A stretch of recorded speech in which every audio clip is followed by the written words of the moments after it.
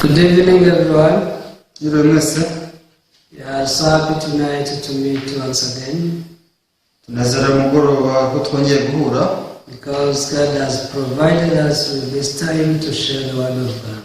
kubera ko Imana yatugeneye n'umwanya kugira ngo dusangire ijambo ryayo. So allow me to pray before we continue. Reka dusenge mbere yuko dutangira. Dear Lord, we thank you. Data, turagushimye. Thank you for your care and your love upon our lives. Twishimiye kutwitaho kandi tukaba dukunda. Every time you want us to listen to your word. Ibihe byose ushaka ko twumva ijambo ryawe. Without your word, your people will just go astray and following our thoughts. Kubera ko hatabaye ijambo ryawe turi abantu bayoba gusa tugakurikira ibitekerezo byacu. However, when we listen to your word, you can compare our thoughts and your word and come to the conclusion. Nyamara iyo twumvise ijambo ryawe tukajyanye n'ibitekerezo byacu tugera ku mwanzuro. That's when we can deny our thoughts and trust in your word. Nguko niko tureka ibitekerezo byacu tukizera ijambo ryawe. May your kindness also guide us tonight. Kandi ubashe kutuyobora n'ubundi n'ubugwaneza bwawe umugoroba. So that we can be able to repent from our thoughts to your word. Kugira ngo twihane tuva mu bitekerezo byacu tugarukira ijambo ryawe. In the name of Jesus we pray. Dusenze byose twizeye mu izina rya Yesu. Amen. Tonight we shall read Romans chapter 2. Umugoroba turasoma Roma ibice bibiri. Please open the book of Romans chapter 2. Ubungura igitabo cy'Abaroma ibice bibiri. Shall read from verse 1 to verse 11. Turera ku murongo wa mbere tugeze ku wa 11. If you are there, can read from verse 1, the book of Romans chapter 2. Niyo mwageze reka dusome Abaroma ibice bibiri ku murongo wa mbere. Here the Bible says, therefore you are inexcusable, O man, wherever you are who judge. For in whatever you judge another, you condemn yourself, for you who judge practice the same things. Nicyo gituma utagira icyo kwireguza mu ucira abandi urubanza, ugucira undi urubanza wawitsindishije, kuko wowe umucira urubanza ukora bimwe n'ibyo akora. But we know that the judgment of God is according to the truth against those who practice such things. Ariko tuzi yuko iteka Imana izacira ku bakora bene ibyo ari iry'ukuri. And do you think this, O man, you who judge, who's practicing such things, and doing the same, that you will escape the judgment of God? Wowe muntu ucira urubanza abakora bene ibyo, nawe ukabikora, mbese bwira yuko uzakira iteka ry'Imana? Or do you despise the riches of his goodness, forbearance, and longsuffering, not knowing that the goodness of God leads you to the repentance? Kandi usuzugura ubutunzi bwo kugira neza kwayo n'ubw'imbabazi zayo n'ubwo kwihangana kwayo, muzi yuko kugira neza kw'Imana ariko kukurereza kwihana. But in accordance with your hardness and your impenitent heart, you are treasuring up for yourself wrath in the day of wrath and revelation of the righteous judgment of God. Ariko kuko ufite umutima unangiwe ukihana wirindirije umujinya uzaba ku munsi w'uburakari ubwo amateka y'ukuri y'Imana azahishurwa. Who will render to each one according to his deeds. Kuko Imana izitura umuntu wese bikwiriye ibyo yakoze. Eternal life to those who by patient continuance in doing good seek for glory, honor and immortality. Bashaka ubwiza n'icyubahiro no kudapfa, babishakisha gukora ibyiza badacogora, zabitura ubugingo buhoraho. But to those who are self-seeking and do not obey the truth, but obey unrighteousness, indignation and wrath. Ariko abafite imitima ikunda kwirema ibice ntibumvire iby'ukuri, ahubwo bakumvira gukiranirwa, izabitura umujinya n'uburakari. Tribulation and anguish on every soul of man who does evil, of the Jews and also the Greek. no kuba n'ibyago nibyo bizatera umuntu wese ukora ibyaha were ku mwuka ukageza kumugira iki. But glory, honor, and peace to everyone who works what is good, to the Jew first and also to the Greek. Ariko ubwiza n'icyubahiro n'amahoro nibyo zitura umuntu wese ukora ibyiza were ku mwuka ukageza kumugira iki.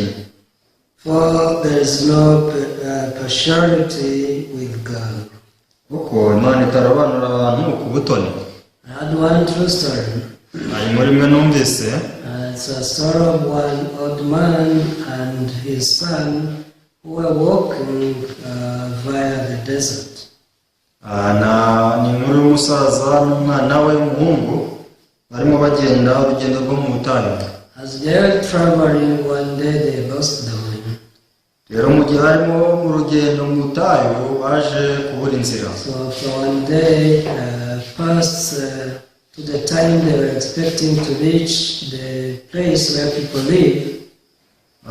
Rero igihe cyose bakomeza kugenda biteze ko baragera ahantu batuye. They ran out of water. Ariko rero baje kubura amazi n'ibyo kurya. You know that water is life. Uko mubizi amazi ni ubuzima. Once you don't get water, 1 day, 2 days, 3 days, that is death.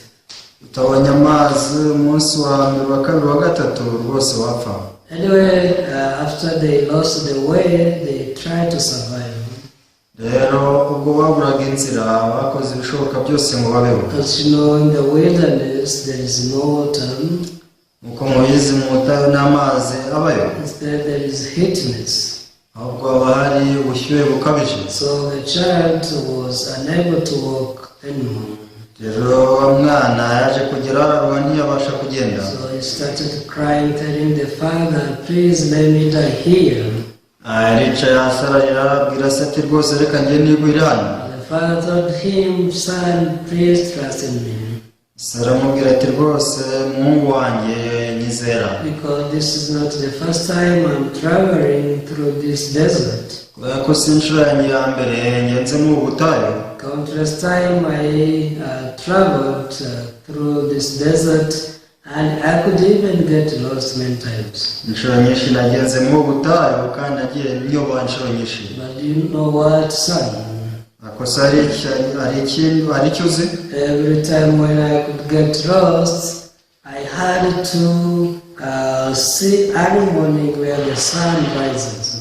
Igihe cyose naburaga inzira nagombaga kureba neza mu gitondo ahantu izuba rirasira. That's how I could get the way again. Nk'uko niko nongeraga ngatora inzira nanone. So don't worry, we are now in the way towards the village. Rero ntugire ikibazo rwose turi mu nzira yerekera mu mudugudu. So they could go 1 meter, 2 meters, but the son could again say, I'm tired, I'm dying with fasting. Bagenda intambwe ebyiri eshatu umwana akavuga ati rwose ndananiwe nishwe n'inyota. Eventually the son who was ahead of the father saw something. Rero abagezeho wa mwana ari imbere ya sari ikintu aje kubona. Do you know what he saw? Muzi icyo yabonye? He saw a grave, a tomb. Yaje kubona imva igituro gihambyemo umuntu. When he saw it, he cried and he shouted so much. Ubwo yabonaga cya gituro yateye hejuru asakuza cyane. Father, don't you see what I told you? Ati se papa ntiwahanure ibyo nakubwiraga? I told you that you are dying here in this nakubwiye ati rwose tugiye kugwa muri ubu butayu. See, this person died here too. Reba uyu muntu nawe yaguye hano. So that time the father laughed. Igihe rero se aramurebye araseka. When the son saw his father laughing, he was shocked. Rero umwana ubwo abonaga se aseka yaratangaye. And he asked the father, Father, how come you laugh yet you are dying here? Abaza se ati se ni gute waseka kandi tugiye gupfira hano? Aren't you worried because you are dying? Ati se ntufite ubwoba nuko tugiye gupfa? So the father told the son, please calm down. Rero isi yaje kumubwira ati rwose umuratuza. No son, you are still so young. You are still so young. ati wowe wa mwana aracyari mutoya. That's why you don't have any experience. Niyo mpamvu nta bunararibonye ufite. And your thoughts are so narrow. Ibitekerezo byawe rwose biracyari bigufiya. So let me ask you. Reka mubaze. You saw the tomb. Wabonye igituro. And you thought that this is the proof that we are dying. Kandi uravuga ko ari igihamya cy'uko tugiye gupfa. But think about it. Ariko bitekerezeho. If this person, let's say that he died with thirst also like us. Reka tuvuge ko umuntu rwose yapfuye nk'uko natwe bimeze ubu. Do you think after he died, he dig this ground, the sand in the wilderness, and also burned himself? Ariko se utekereza ko yapfaga ari kugenda mu butayu yarangije akifucukurira imvanyuma akishyingura? Actually, the reason why I laughed is because by just seeing this tomb, I could realize that we are saved.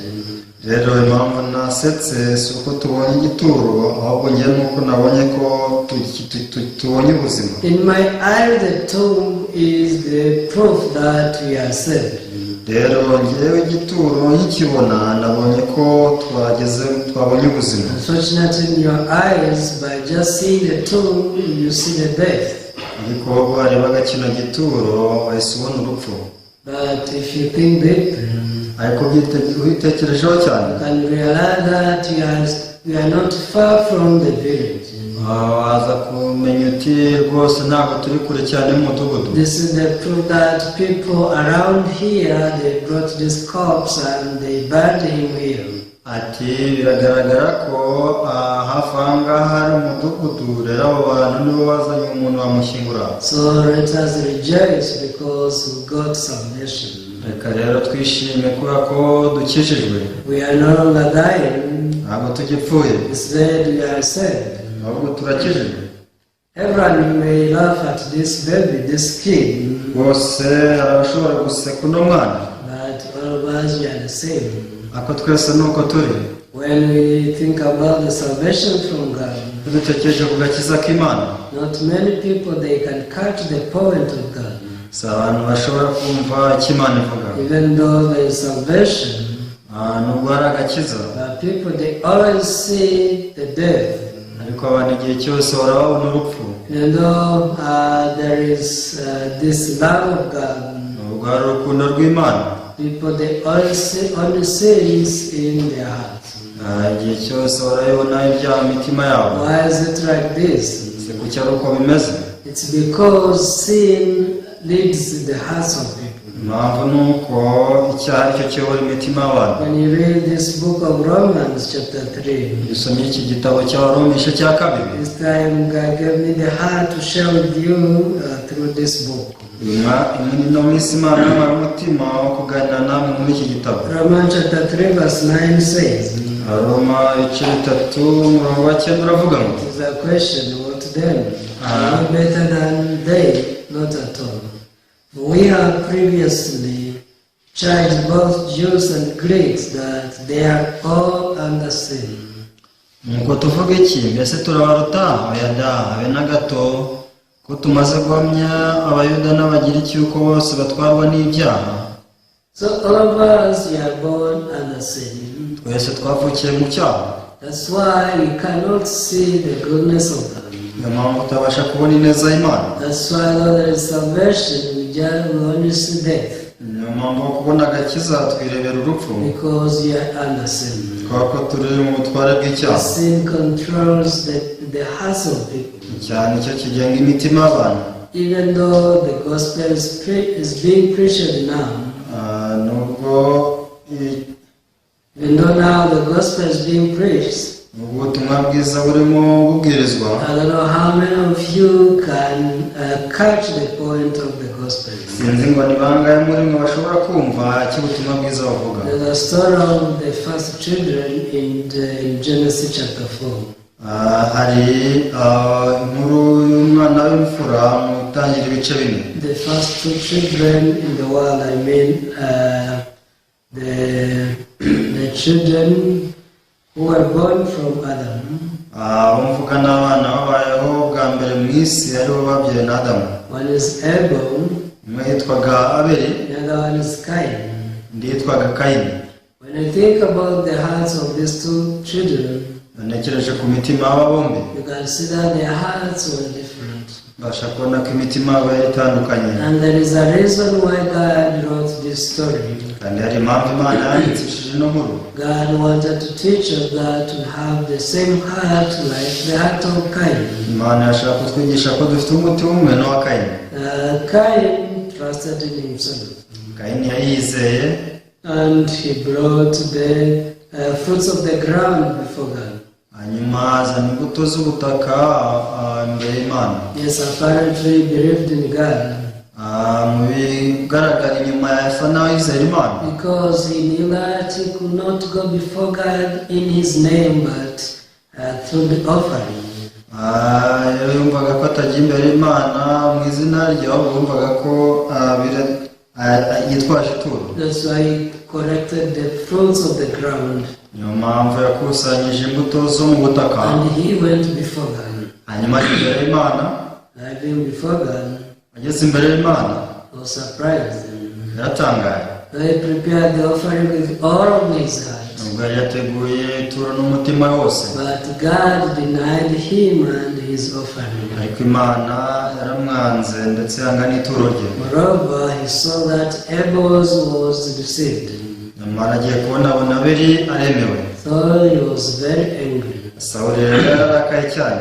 He thought he could be received because he did it with all of his heart. Tekerezaga ko ari bwemerwe kubera ko abikoranye umutima wose, But God rejected him. ariko Imana yaramwanze. Do you know what God told him? Uzi icyo Imana yamubwiye? When he was very angry, Igihe yararakaye, God approached him. Imana yaramwegera amubwira iti, Let's read this verse. It's Genesis chapter 4 verse 7. kadusomwe umurongo ni Itangiriro ibice 4:7. God told him, if you do well, will you not be accepted? And if you do not do well, sin lies at the door, and its desire is for you, but you should rule over it. Imana yaramubwiye iti, nukora ibyiza muzemerwa, ariko nudakora ibyiza ibyaha tugatugira ku rugi kandi niwe byifuza, ariko ukwiye kubitegeka.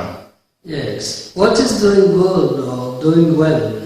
Ese gukora neza bivuze iki? As we saw in the story of this father and son, Nkuko twabonye muri inkuru y'umwana na se, there are things we think they are bad and there are things we think they are good. hari ibintu twibwira ko ari byiza n'ibyo twibwira ko ari bibi. But our observation is always wrong. Rero igihe cyose ibyo tubona asabwa ntabwo ari byo. What we call good is not good. Usanga ibyo twita byiza atari byo byiza, But what we call bad, it is good in the eyes of God. ahubwo usanga ibyo twita bibi ari byo byiza mu maso What y'Imana. does God call good or doing well? Ese ni iki Imana yita cyiza, ni iki Imana yita gukora ibyiza. So you should think deeply as you read the Bible Rero ukwiye gutekereza byimbitse mu gihe usoma Bibiliya, and as you listen to the word of God. igihe wumva ijambo ry'Imana. Today we read Romans chapter 2. Uyu munsi twabonye dusomye Abaroma ibice 2. Verse 1 says, therefore you are inexcusable, O man, whoever you are who judge, for in whatever you judge another, you condemn yourself, for you who judge practice the same thing. Bibiliya yatubwiye ngo, we muntu ucira abantu urubanza, ukora ibyo nawe ukabikora, mbese bwira ko uzakira iteka ry'Imana. Yes, when you read this verse, Usomye uyu murongo, you can see that there are people who judge others and judge themselves. usanga hari abantu bacira abandi urubanza nabo bakicira urubanza. You know, when you come to realize what is sin, Rero umenye neza icyaha icyo ari cyo, there's no way you can judge other people.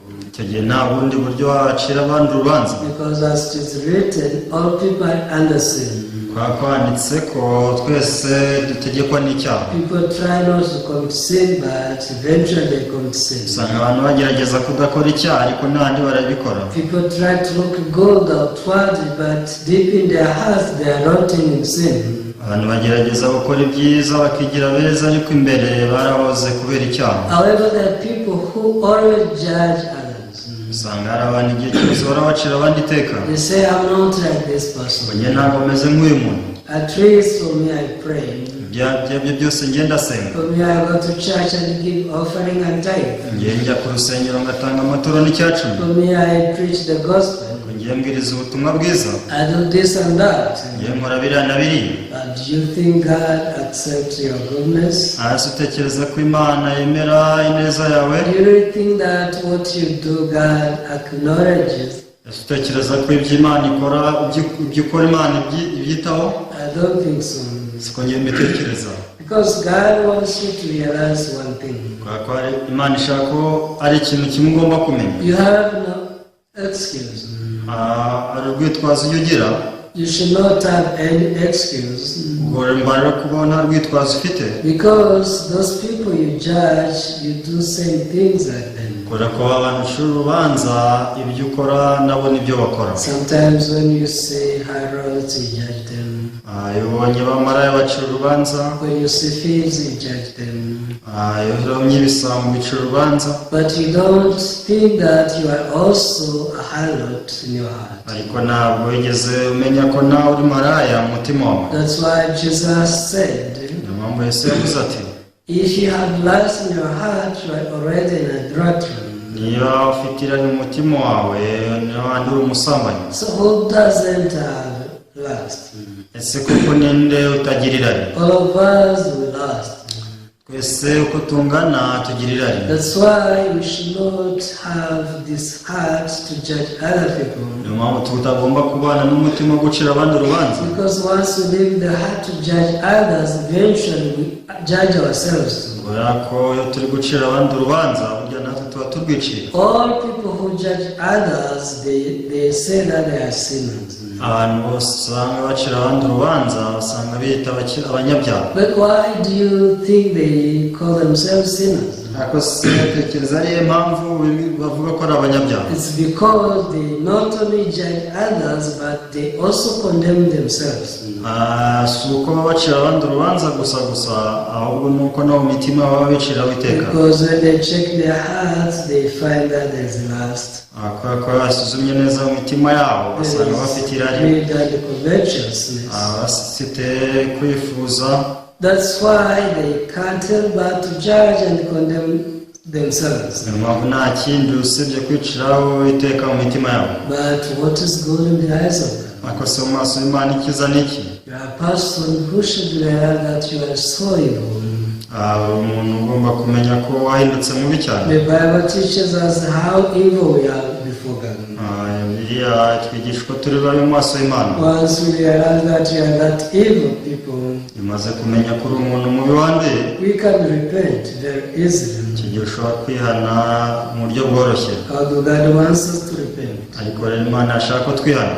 Yes, always God is trying to pull us so that we can repent. rero Imana igihe cyose igerageza kudusunika ngo twihane. And you know what He uses? hasi uzi icyo ikoresha? In verse 4 the Bible said, umurongo wa 4 biravuga ngo, why do you despise the riches of His goodness, forbearance and longsuffering, not knowing that the goodness of God leads you to repentance? kandi usuzugura ubutunzi bwayo, ubutunzi bwo kugira neza kwayo n'ubw'imbabazi zayo n'ubwo kwihangana kwayo. Ntuzi yuko kugira neza kw'Imana ariko kukurereza kwihana. Yes, even now God is leading your heart to repentance. rero Imana irabura umutima wawe mu kwihana. Because God saw your heart. kubera ko Imana ireba umutima wawe. The reason why God let you pass through different situations. Imana ituma uca mu bintu bitandukanye. Even the reason why God allows us to live in this world where we face many difficulties. impamvu Imana ishaka ko tuba muri iyi si aho duhura n'ingorane zitandukanye. God wants us to repent and return to Him. Imana ibishaka ko twihana tukayigarukira, so that we can depend on God only. kugira ngo twiringire Imana yo ubwayo yonyine. So many people that they don't depend only on God. Rero usanga abantu batihana bajya ku Mana. Some people they depend on their jobs. Ahantu usanga bishingikiriza ku mirimo yabo, They depend on money. ahantu bakishingikiriza ku mafaranga, Others depend on their families. abandi bakishingikiriza ku miryango There yabo. are so many things people depend on. Hari ibintu byinshi usanga abantu bishingikirizaho, But always God passes His goodness and kindness in front of us so that we can repent.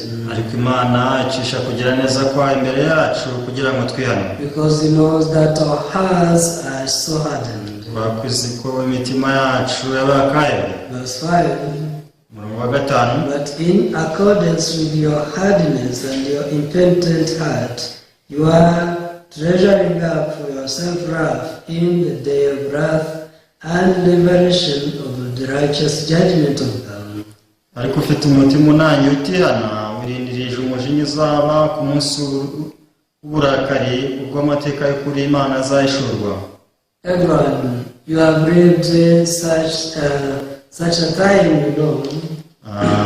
Wabayeho muri icyo gihe nawe uzi, I don't know how long you have been living, sinzi igihe umaze ubayeho, but for you, you know that time.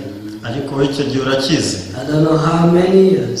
Sinzi imyaka ngo ningahe ishize, Throughout all those years, God has been showing you His kindness. ariko muri iyo myaka yose Imana yakomeje kwereka kugira neza kwayo. Because God wants you to repent. Kuko Imana ishaka ko wihana. Repent from where to where? Ese hano uva ujya he? When you read the book of Acts, usomye igitabo cy'ibyakozwe n'intumwa, the book of Acts chapter 21, ibyakozwe n'intumwa 21. please open the book of Acts chapter 20 verse 21. Ibyakozwe n'intumwa igice cya 20 umurongo wa 21. Yes, when you read this verse, Acts chapter 20 verse 21, usomye umurongo w'ibyakozwe n'intumwa 20:21, you can see what is good in the eyes of God. ahangaha ushobora kumenya icyiza icyo ari cyo mu maso y'Imana. The Bible says, testifying to Jews and also to Greeks, repentance toward God and faith toward our Lord Jesus Christ. Namirije abada n'abagira iki kwihana imbere y'Imana no kwizera umwami Yesu Kristo.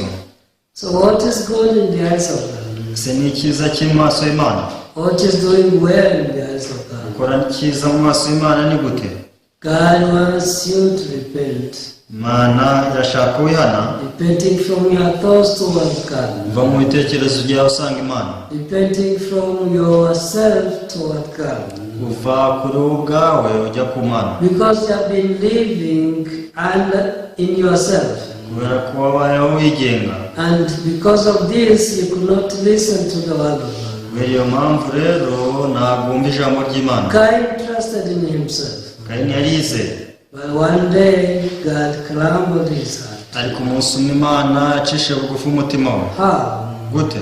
God let him experience how evil he is. Imana yatumye atahura uko ari mubi, He killed his brother. yishe murumuna we, And that time, God took that opportunity to teach him that he is a cursed man. icyo gihe rero Imana yaje kumwereka uburyo ki ari ikivume. That's when he came to realize that he is so evil. Icyo gihe nibwo yaje gutahura koko ari umuntu mubi. At the time he repented. Icyo gihe yarihanye, He forsook his thoughts. yashyize hasi ibitekerezo bye, And he forsook himself. yariyanze, He said, I'm going to die. aravuga ati ngiye gupfa, Whoever will see me will kill me. rwose umuntu wese uzambona azanyica. Until he reaches this point. Kugeza ubwo yageze ahantu nk'aho, God had been leading his heart there. Imana yahoraga agerageza kuyobora umutima w'ahantu nk'aho, So that we can return to the Lord. kugira ngo abashe kugarukira Uwiteka. After we return to the Lord, Iyo tumaze kugarukira Uwiteka, there is one thing which happened. hari ikintu kimwe kibaho, that is to have faith in the Lord.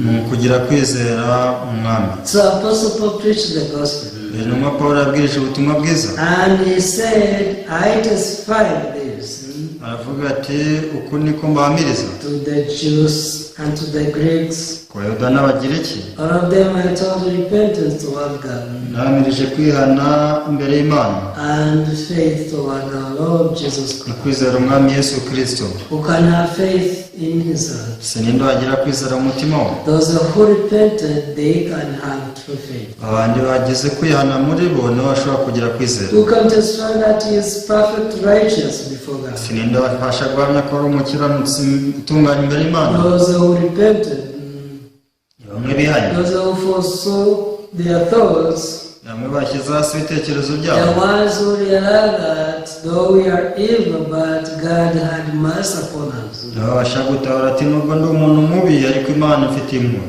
Though we are so evil, but God saved us. Nubwo turi babi ariko Imana yaradukijije. God redeemed us and He forgave all of our sins. Imana yaraducunguye kandi ibabarira ibyaha byacu byose. And they are able to have faith in the Lord.